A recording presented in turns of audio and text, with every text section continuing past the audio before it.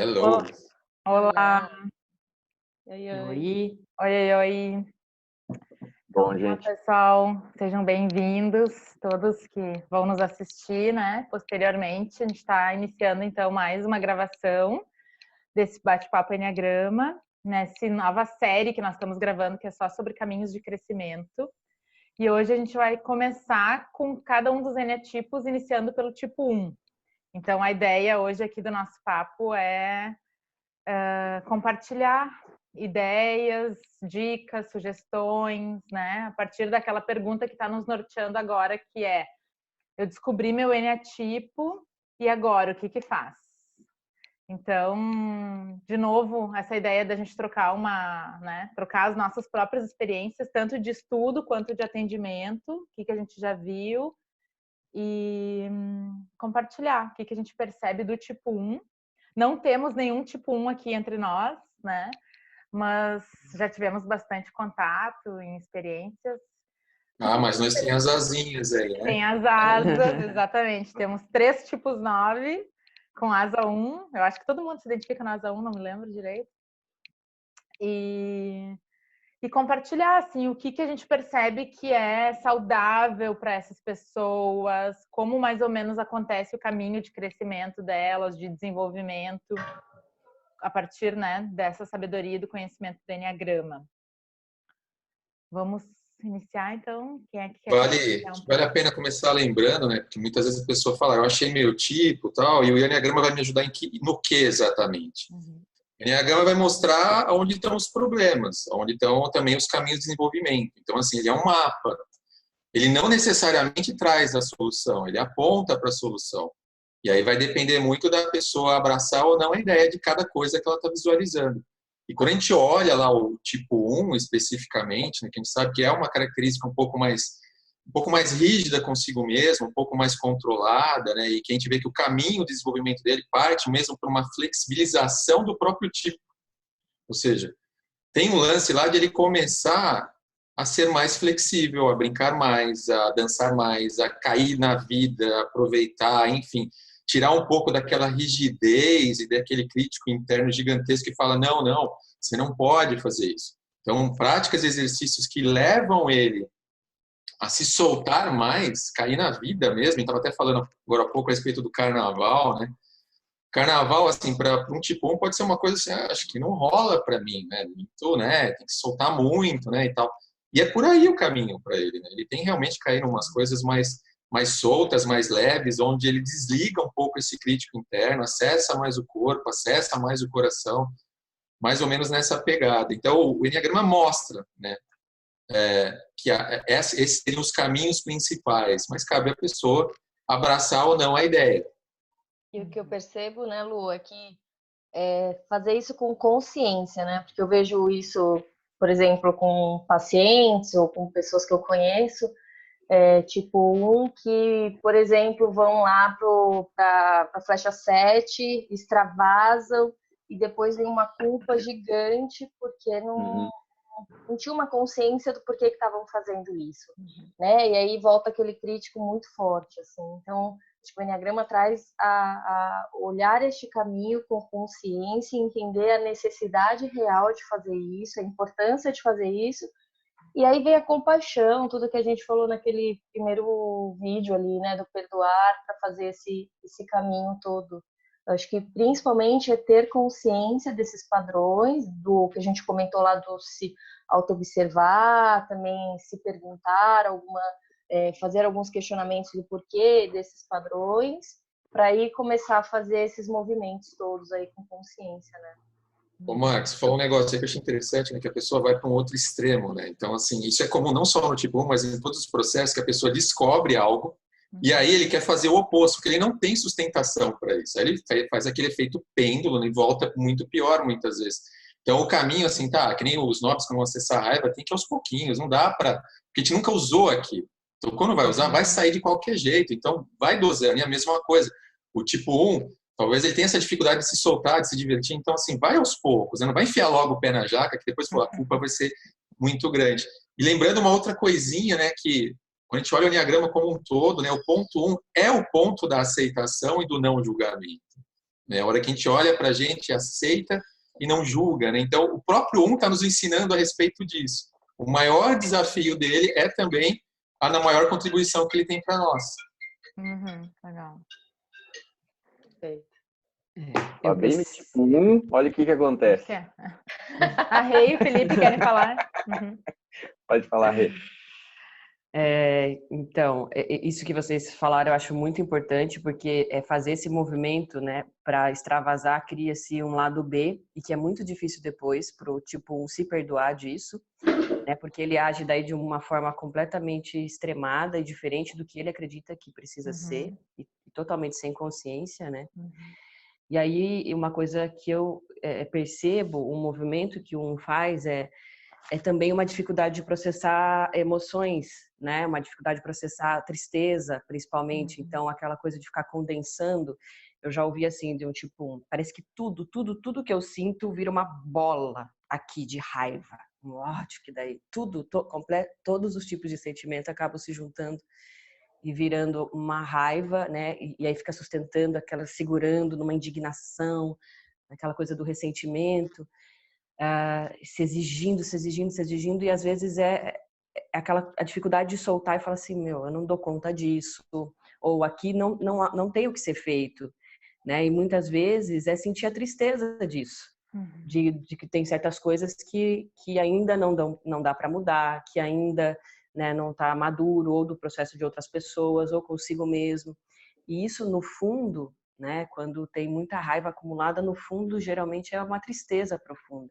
E que eu percebo uma dificuldade grande do aceitar essa tristeza profunda, soltar isso, né? Eles ficam muito tempo segurando, reprime, né, os sentimentos.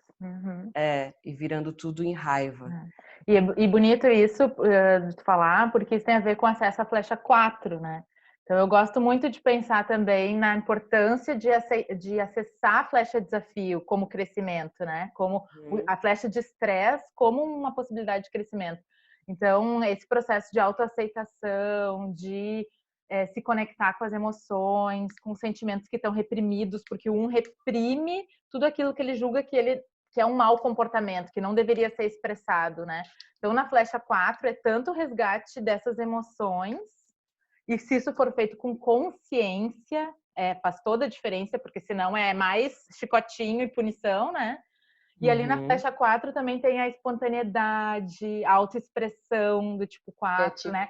A criatividade, a sair daquela regra do tem que ser assim, assado, e todo aquele script, para depois acessar a flecha 7, daí sim, um outro nível de consciência que tem a ver com se permitir, com curtir a vida, que é isso que o Lu estava falando, se jogar, mas não como um efeito vai e vem viciado, né? Que daí fica assim, é muita repressão e daí daqui a um pouco acessa a flecha 7 com rebeldia.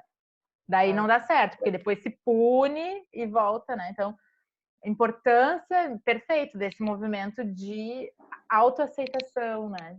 Que tem muito a ver com a flecha 4, com chorar, com se permitir sentir. O que eu vejo muito, assim, no tipo 1, no Enneagrama, é quando ele entende que o Enneagrama é uma lista de tarefas para se desenvolver. E aí, como ele já é uma pessoa que vai botar para fazer, tem a capacidade de se organizar, ele consegue ter a disciplina para fazer, ele encara aquilo como mais uma lista de tarefas para se vencer na vida e fazer dentro daquela disciplina que já é do tipo, né? Então, aquilo vira uma autocobrança. Então, ele fala, bom, agora eu tenho que virar isso. E aí ele começa a fazer o checklist do dia, de tudo que ele fez. E como a gente vem falado muito aqui, quando isso acontece, eu estou tentando copiar o meu desenvolvimento. Eu olho e falo, bom, eu na minha essência sou assim, então eu vou tentar impor para mim mesmo que eu me torne aquilo.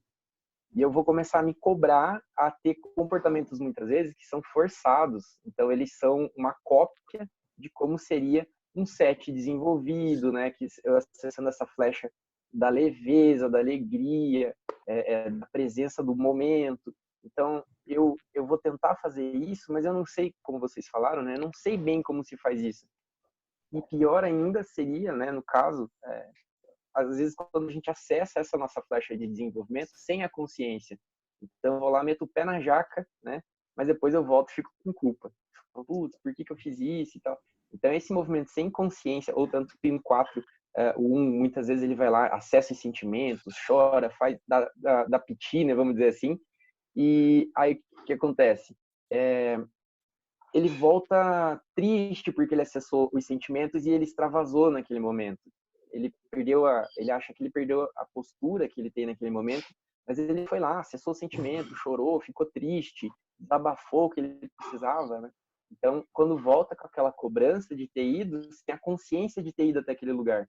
Eu acho que isso é uma coisa que vale muito a pena, não só para o tipo 1, como o Luciano falou, o 1 ele vem mostrar essa aceitação de quem nós somos, né? Retirar essa cobrança da perfeição, né? Desse perfeccionismo. E ele vai trazer essa ideia de que, bom, as coisas elas são perfeitas do jeito que são e tudo bem, eu aceito isso, eu entendo. Acho que a Monique falou muito bem, tem coisas que eu não vou conseguir mudar, né? Tem coisas que eu tenho que relaxar e deixar acontecer. Eu vou dar um exemplo de um tipo 1 aqui, que foi bacana a experiência dele ter um cachorro, tá? O que aconteceu? O cachorro foi o cachorro primeiro só ficava fora de casa, né? E aí o cachorro foi começando a entrar na porta, ele foi começando a ir, até que um dia o cachorro estava no sofá. Então, para quem sabe o que é um tipo 1, autopreservação, que gosta de cuidar da casa, gosta de tudo limpinho, tudo no lugar, entender que o cachorro, ele relaxa, ele traz amizade, ele traz conforto, ele traz carinho, mesmo que a casa fique um pouco suja, né? Mesmo que tenha uns pelinhos no sofá. Então, essa acho que é uma ideia legal pro tipo 1, assim, dele são trabalhos que ele pode focar em uma coisa, que é uma coisa simples. Vou me permitir ter um cachorro, né? E o cachorro vai estar dentro de casa e ele vai fazer a baguncinha, ele vai fazer e eu vou acessar isso com leveza lá na flecha 7. Tá tudo bem, não faz mal sujar, depois a gente limpa. Então, muitas vezes a pessoa vai querer, legal, vou ter um cachorro. E aí aquilo se torna um fardo na vida dela, né? Porque receita pronta não funciona para ninguém. Você tem que desenvolver o teu processo. E acho que o Enneagrama é bonito por isso. A gente desenvolveu o nosso processo, entendendo quais são eu e o Luciano, esses dias a gente conversou fora e acho que uma coisa que valia falar no primeiro vídeo, que acho que até o Luciano concordou, por onde eu começo o meu processo de desenvolvimento depois que eu descobri o meu tipo? O que mais lhe atrapalha? O que mais está lhe doendo naquele momento? O que mais está ali? Então, escolha uma coisa, não sai atrás de receita pronta, porque o tipo 1 ele vai fazer muito isso. Então, escolha uma coisa que hoje te atrapalha e começa a trabalhar com isso, com terapeuta, com coach, você mesmo, enfim. Acho que essa seria, para mim, o mais importante. Assim. E até porque, né, eu lembro uma paciente chegando, tipo 1 também no consultório, e o quanto... Porque o tipo 1 é esse paradoxo, né, que a pessoa vem buscar melhorias, vem se aprimorar e quer se desenvolver.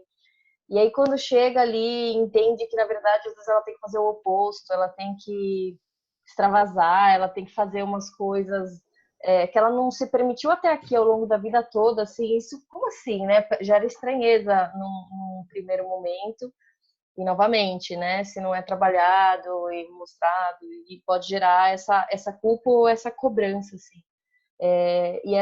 Por isso que é um paradoxo para eles, né? Que a gente fala que o 1 é o único que precisa estragar um pouquinho, né? E todos os outros precisam se desenvolver, precisam se trabalhar. A gente brinca aqui, brincando, né? Que precisa se estragar no bom sentido de acessar mais várias opções, experimentar a vida, pôr a mão na lama, né? Então é nesse sentido de experimentar. Tem uma armadilha mesmo, né, no processo do tipo 1, né? Porque ao mesmo tempo que ele está lá se desenvolvendo, ele acaba se aprisionando nesse processo de autodesenvolvimento contínuo, desse aperfeiçoamento. Um termômetro que eu acho que é bem legal a gente observar para ver se ele está realmente no caminho certo de desenvolvimento é o corpo. Então, olha o corpo dele, ele está ficando mais relaxado, as tensões estão diminuindo, ele continua travadão, ele continua sentindo tudo, reprimido, com tudo, sabe, tudo travado. Então, pedir para um tipo 1 começar a observar, você está no caminho certo, teu corpo está ficando mais relaxado, você está sentindo, está conseguindo botar um pouco mais as emoções, as expressões para fora, tanto raiva como emoções do coração e tudo mais. Então, tem uma leitura corporal ali que vale muito a pena ele perceber. Senão ele transforma mesmo o processo de aperfeiçoamento numa nova prisão. Cara, eu vou continuar nesse molde né, e se perdendo, né? Me vem o ponto, né? O ponto 1 e o ponto 4 são pontos de muita idealização, né? O mundo idealizado. E isso precisa ser muito bem trabalhado também, né? Processo em terapia para flexibilizar essa idealização que é a perfeição já agora, né? Tem que ser nesse momento. E o quanto é difícil aceitar pequenos erros, o quanto de tempo, de energia se gasta ao perceber que pode ter cometido um equívoco, um erro, para provar que está certo, provar que sempre está certo, como se não fosse merecedor da vida, se não for perfeito, né? Então essa é muito forte no assim, essa cobrança pela perfeição já, e isso sustenta uma outra questão que parece que daí ele sempre tem razão, né? E muitas vezes você vê no discurso que tem razão, né, do que eles estão falando que está errado, mas essa razão tem que ser flexibilizada porque tem o tempo das coisas, nem sempre as pessoas estão prontas, e assim, não, eu faço tudo certo, então eu posso exigir do outro que também faça tudo certo o tempo todo,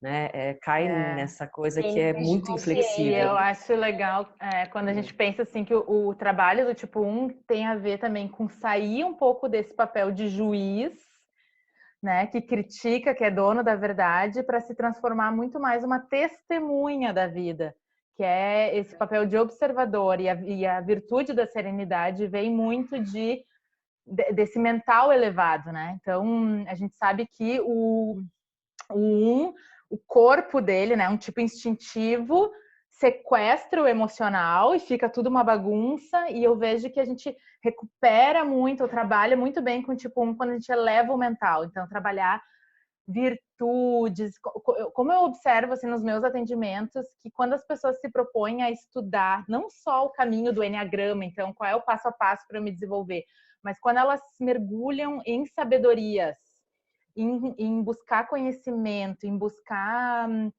um entendimento mais elevado da vida, isso dá parece que vem trazendo essa serenidade para sabe? Esses dias eu estava atendendo uma pessoa que está estudando todo o conhecimento do Bert Hellinger, da constelação sistêmica, da ancestralidade, e como isso vem trazendo uma paz interior, né? Ou às vezes a pessoa mergulha, sei lá, no ramo da filosofia, Ho'oponopono, tantas outras coisas, assim, isso vem trazendo esse mental superior. E uma coisa que eu percebi nos atendimentos também que funciona muito bem é a pausa sagrada, que é quando sente aquela bola de raiva que vem e vai subindo da barriga, é uma coisa que é uma vontade de dizer para o outro que está errado, como é que ele deveria fazer, que aquilo é injustificável, que é aquela coisa que já começa a levantar o dedo, né?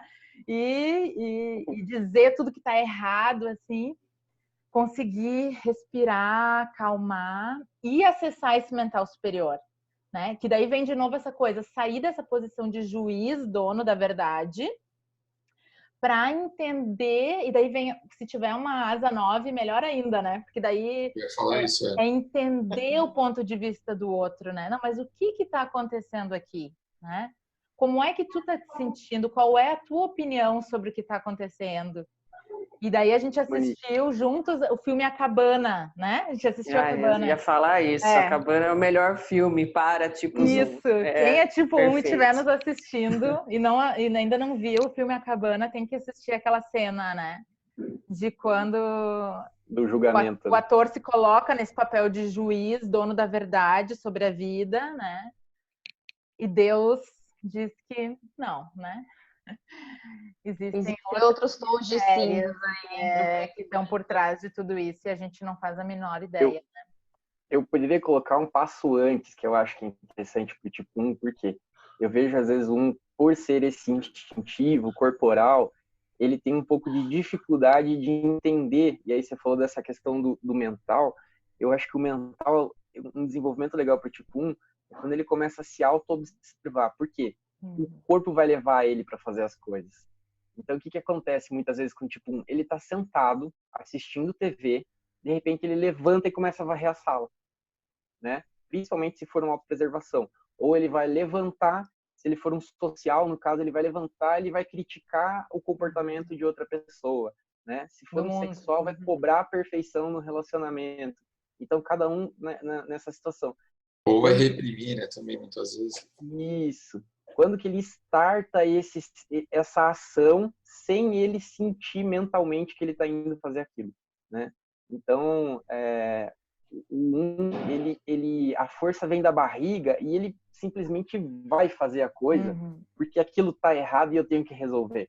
Só que ele não pensou que, opa, agora eu vou levantar e eu vou lá e vou resolver aquela situação que está tô sentindo que ela está me angustiando agora. Não, a coisa vai angustiando, sem ele sentir, que vocês falaram, essa bola que vem, né? A hora que ele sente essa bola é porque ele já ficou muito tempo antes juntando coisas na cabeça e já estão cozinhando ele ali dentro. Aquela panela de pressão já está. Então, o tipo 1 começar a reparar, eu acho legal, a gente já conversou com a Rê também, é uma coisa que eu gosto de fazer, é dar nome para essa pessoa. Quem é essa pessoa que levanta e vai corrigir o outro, né? Quando que ela está aparecendo ali? Então, dá um nome, sei lá, é a juíza, né, o certinho. Então, a família já dá um apelido pra gente, muitas vezes, né? O Crica, pode ser um apelido mais gostoso, enfim, mas que seja mais confortável para você. Então, quando que aparece essa pessoa que ela toma a tua consciência e o teu corpo simplesmente vai lá e faz alguma coisa para corrigir a situação que você acha que está errada? Quantas vezes essa pessoa aparece no dia? E aí uma dica bacana que eu dou não só para o mas para todos, você consegue respirar e deixar e fazer a transmutação dessa energia que está te fazendo aquele impulso para ir lá fazer, né? Então são alguns passos. Primeiro eu percebo que está acontecendo aquilo, né? Aí depois eu vejo que aquilo está me angustiando, está dentro de mim. Eu consigo respirar e fazer isso, transformar essa energia, ver o que está acontecendo, sentir isso em mim.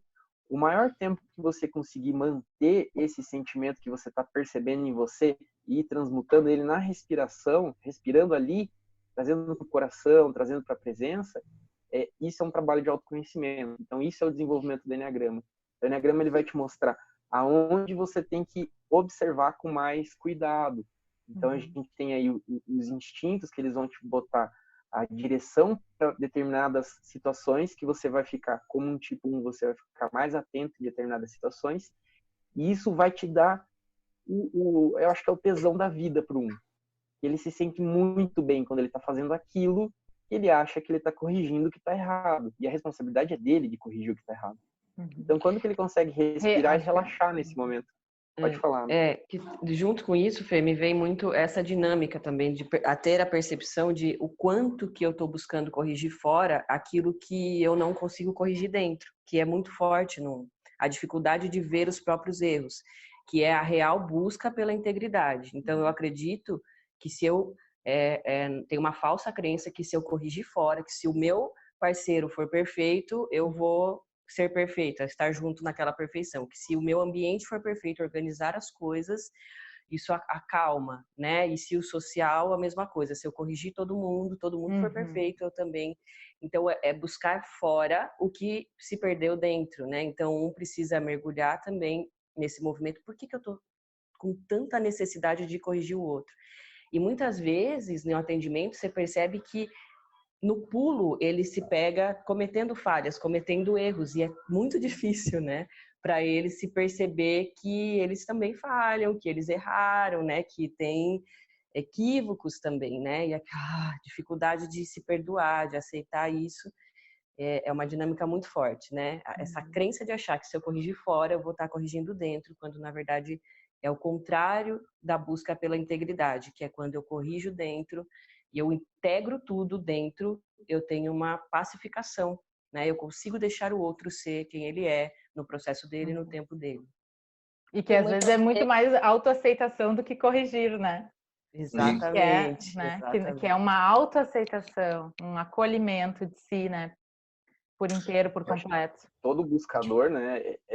Esse ponto, se a gente for falar lá primeiro 9, né? A gente integra e se sente presente, e o auto-perdão. Eu acho que o 1 é muito bonito por essa questão que não é só pro 1, pro tipo 1, tudo isso que a gente está falando. Todos nós temos esse raio, e esse processo é para todos nós. Eu acho que é isso que é bacana, assim. Uma autora que me ajudou muito na minha caminhada, eu com Asa 1, sinto bastante essa energia da autocrítica, do autojulgamento, e uma autora que me ajudou muito foi a Louise Hay, com aquelas obras, né, de auto-perdão, autoaceitação. Quando eu comecei a mergulhar nas afirmações positivas, no acolhimento da Louise Hay, eu entendi o quanto operava um juízo interno de crítica, de severidade, de condenação interior, assim. Então, fica também a dica para quem puder buscar por meditações e trabalhos de amorosidade, né? O Ho Oponopono também, eu já falei, essas leituras de eu confio, eu agradeço, eu entrego, eu aceito, né? Então, quanto mais as afirmações positivas, que é esse jeito mais amoroso de falar com a gente mesmo e mais positivo no dia a dia, para mim, pelo menos, sempre funcionou muito bem. Eu acho que também é uma opção, assim, são recursos que a gente pode ir implementando, né? Vale a pena lembrar também da questão que eles aprendem muito com as crianças, né? Um entrando na vibe das crianças, que assim, aquele improviso, aquela ingenuidade, tá tudo bem do jeito que tá, lambuzou, errou, quebrou e tá rindo de tudo. Entrar nessa vibe onde não há muito controle das coisas fluem, né? Então eles aprendem muito convivendo com criança e voltando a ser aquela criancinha lá, né? E isso é bem legal, assim também como atividades que envolvem bastante improviso, né? Dança, o próprio teatro, né? Qualquer coisa que ele faça, eu não tenho nem ideia do que vai acontecer, não está no meu controle, não vai ser nada. Eu vou pegar, desenhar qualquer coisa e ficou feio, ficou bonito, tô nem aí, porque não é isso que tá. É o processo, é a brincadeira, é extravasar, né? A gente vê muitas vezes aqueles artistas que pegam um monte de tinta, joga na parede, faz aquela puta lambança. Cara, pede para fazer isso, que ele vai sentir, né, cara? Uma coisa que a Rê comentou, né, essa questão que, na verdade, tudo que está incomodando o que está acontecendo lá fora é para ele se perguntar, tá, o que está acontecendo aqui dentro, né? E acho que é uma pergunta a se fazer muito o que eu estou sentindo o tempo todo, né? O que eu estou sentindo para não deixar esse ressentimento ficar vindo, e não é sobre lá fora, muitas vezes, é muito aqui dentro. E o Lu falou agora de criança, me lembrou desse movimento deles, assim, que na verdade talvez em algum momento tenha percebido que para ser amado, talvez tivesse um caos no externo, e ele precisava ter uma ordem, né, ou organizar alguma coisa ali, ou mesmo organizar, se está organizado dentro de si para conseguir ser amado, ser aceito. Então, hoje, às vezes, é muito difícil ele não seguir esse padrão, porque ele está em busca disso, dessa aceitação, como todos nós, né? E por isso que é só entender que, na verdade, o retorno para essa criança que o Lu está falando é vivenciar que, às vezes, aquilo que ele não vivenciou tanto lá na infância, que ele não se permitiu tanto ali, né? Brincar, se jogar. Não era estimulado, né? Não era permitido. Não era permitido toda essa parte lúdica, né? Então, voltar para esse coração criança mesmo e se permitir. Isso é legal de relembrar, né? Legal de relembrar que a flecha de crescimento é um resgate daquilo que a criança sentiu que ela não podia expressar, né? Que ela não teve espaço para aquilo, né? Então, sempre o coração criança, que a Márcia falou, tem a ver com a nossa flecha de crescimento, né? Então, no caso do tipo 1, é poder integrar de novo a criança que não foi permitida, né? Brincar, ser espontânea, ser criança, né? Eu acho legal também a questão da cura com os pais, exatamente, né? Esse resgate, essa criança interior, dependendo de cada instinto que a pessoa manifestar, né? For ali o seu dominante e também o seu reprimido, vamos pensar assim, essa cura com os pais, né? Essa cura com aquela criança que em algum momento ela se machucou e achou que deveria ter que levar a vida de uma determinada forma. Ressentimento então, com relação aos pais, né? Exatamente. Então, dentro da cura dos instintos, vai passar muito essa cura com os pais, né? E lembrando que necessariamente, e até a Marta pode falar, vocês podem falar mais sobre isso, que vocês entendem mais, não é o que a criança passou exatamente no momento, mas sim que ela entendeu daquele relacionamento com os pais. Os pais, eles não fizeram exatamente aquilo. Você entendeu, nós entendemos que aquele momento foi daquela forma. E aí a minha máscara, ela surge naquele momento para falar, opa, para eu sobreviver a essa situação, eu vou ter que ser assim.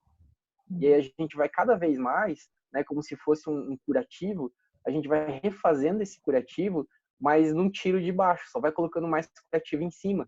E nem vê como é que tá a ferida. Só fica aquela ferida, né, feita, e eu colocando curativos cada vez mais, que é reforçando essa máscara do meu tipo, eu vou reforçando quem eu sou, para eu tentar fugir daquela ferida. Então, o que o Enneagrama ele vai fazer?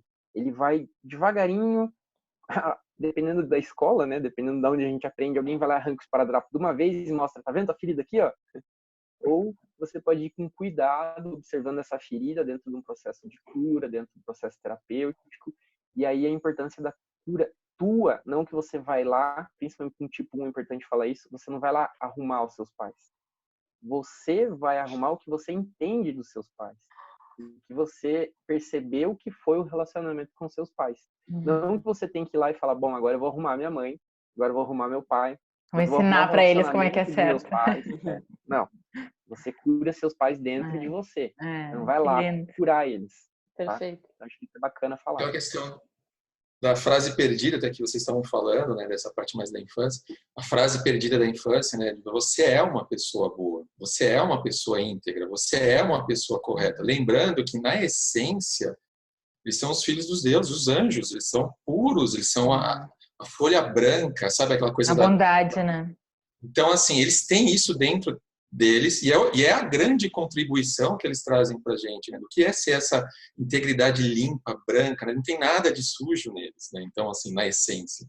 Então, vale muito a pena lembrar eles terem consciência disso, falar, no fundo, vocês já são tudo isso. Só né? fazer, para. Não precisa mostrar que já é, né? Já é. É só seguir a vibe e pronto. Relaxar um pouco e seguir essa pureza, né? É uma coisa que eu admiro muito no tipo. Então, ele tem essa pureza é uma coisa, é uma pureza instintiva, que é uma coisa maluca, né? Você pensa em toda a força do instinto para ir lá e fazer, destruir, mas não fazer leve. Quando ele chega nesse ponto, ele sabe o que é o certo, ele tem essa consciência do perfeito, né? Não daquele perfeccionismo, mas ele sabe na essência dele o que é o perfeito. Qual é a decisão mais elevada, né? A causa elevada. A causa elevada, né? Que quando a gente estuda Enneagrama, sempre se cita o Mandela também, né? Como um exemplo, tipo 1, que é apesar do que fizeram comigo, ou apesar do que, né? No caso da infância, o que eu entendi que aconteceu também, mas é o que é o correto, o que é o mais elevado de ser feito, né? Isso é muito bonito, assim. Eu acho legal como é que é. Se eu não me engano, é o Al Gore, né? Que é o das Nações Unidas também, que é um tipo 1, se eu não me engano. O Gandhi. Se eu estiver falando besteira, ele me corrige depois. Mas assim, o que é? Ele canalizou essa vontade de corrigir o mundo para, eu acredito que ele seja um social, vamos salvar a natureza, né? Então vamos corrigir. Então é uma causa elevada, e acho que é legal colocar isso, quando ele sai das... Eu não sei se é certo falar isso, se é bom falar isso, mas vamos lá. Quando ele sai daquelas causas pequenas, né? Até vocês me ajudem. Quando eu realmente conecto, que acho que é uma ida para flecha 4, eu me conecto com quem eu sou de verdade, porque o tipo 1 ele tem dificuldade em relaxar e ter o hobby, ter o prazer, Então, quando ele sai do corrigir o parceiro, do corrigir os amigos, né, do social, ou de ficar arrumando a casa, qual que é a minha causa realmente que existe, meu real propósito que eu tenho, que a minha alma pede para que eu faça aquilo, né? Então, eu acho que esses líderes que eles despertaram muitas vezes para esse propósito, que o fica um pouco perdido, que ele tem muita dificuldade nos trabalhos que eu tenho com o tipo 1, de achar esse propósito mais profundo, porque ele está preocupado em controlar o externo, que foi o que a gente falou aqui. Então, ele bota essa intensidade dele para ficar controlando as coisas fora, né? Quando ele começa a observar para dentro, ele acha o propósito dele e ele bota toda essa energia dele para causas maravilhosas. Né? E podem ter uma casa limpa, maravilhosa, linda, mas agora com presença e consciência. Né? Que é lembrando, né? Não é que não vai ter raiva, todos nós temos raiva, é um sentimento, não é isso que a gente está falando de não ter, acessar a serenidade não é isso, mas é tendo consciência, o que eu vou fazer, qual é a ação que eu vou ter, né? Acho que o que você está falando é com propósito, né? Algo que vai me trazer essa serenidade e não uma busca, um ciclo vicioso de atrás, aí o próximo, e agora? Porque não completa, na verdade, né? Agora, quando é esse propósito, traz essa serenidade aí, realmente, né? Ele tem realmente que acessar a raiva, né? Essa raiva é uma energia poderosíssima de movimentação. Grande, né? Que a gente estava Que ele falando. tem essa raiva, não reprimir e canalizar para realizar o que ele tem que fazer. O Felipe trouxe um aspecto interessante que a gente vai lembrando, mas para todos os tipos, né? Que conforme vai subindo o nível de consciência, o que você materializa já não é mais para você, já não é para a pessoa que está próxima, é já para algo mais coletivo. Então vai subindo, vai abrindo o campo, né? A materialização de toda essa, vamos dizer, energia espiritual, essa pureza que está dentro, ela vai abrindo, né? Você vê Gandhi que fez e tudo mais. Então, é um processo natural, mas que precisa, sim, de um movimento de aceitação. Eu tenho raiva, sim, vou deixar ela sair, vou canalizar, vou acessar as minhas emoções e tá tudo certo do jeito que sair. Por isso que antes de ir para fora, é ir para dentro, né? Porque senão Total. ir levando nesse nível aí, né? Então, é nesse sentido de, e aí, o que eu preciso olhar para mim e me aprimorar, ou cuidar, ou olhar para o meu sentimento, enfim, aí vai. Para autodesenvolvimento, né? Rê, tu ia falar alguma coisinha também? Não. Acho que... Achei que tu ia falar, e depois não voltou. Muito bem, então já estamos terminando aqui nosso tempo. Acho que foi bem legal, né? A gente conseguiu passar por vários aspectos do tipo 1. Alguma mensagem final? Alguém quer compartilhar alguma coisa? Eu tô sentindo... É comum, né? A gente aprender dessa questão da aceitação, né? Isso serve para todos nós. Aceitar, não julgar, né? Olha, como o mundo seria se a gente aceitasse mais as pessoas e julgasse menos. E que é uma energia muito na essência, né? Aceitação das pessoas como elas são e tudo bem, tá tudo certo. Né? Estamos juntos. Começar, acho que na própria aceitação, né? Aceitação pessoal, né? Sim. Então, acho que é esse trabalho, e tirar esse olhar do externo, excessivo, né? E voltar pro meu interior. E, principalmente, acho que a gente falou aqui, que fica uma dica maravilhosa, é a amorosidade a hora que a gente olha para esse interior, as práticas que podem trazer essa amorosidade, como o estado do Ho'oponopono, afirmações positivas. Então, trazer esse olhar. Tem um exercício que eu faço que é bem bacana. Pega uma fotinha de você pequenininho, naquela fase que você acha que você era mais queridinho, mais bonitinho, e conversa com você sempre lembrando dessa imagem de você pequenininho. Isso não é só para é para todos nós, né? Mas a amorosidade na hora de conversar com nós mesmos. Acho que isso é o mais importante. Lindo. E não é sobre eliminar a raiva, né? Mas também como, e principalmente colocar ela a serviço de algo maior e não só de uma reatividade. Porque a raiva é realmente muito poderosa e ela constrói muitas coisas, sim, a partir da hora que a gente consegue sustentar ela, né? E não reagir através dela. Então também tem um grande aprendizado com essa energia tão poderosa para todos nós. Que lindo, que lindo. Então tá, gente, terminamos aqui. Um abração e até o nosso próximo vídeo, tipo 2. Até mais. Tchau, gente. Tchau. Tchau.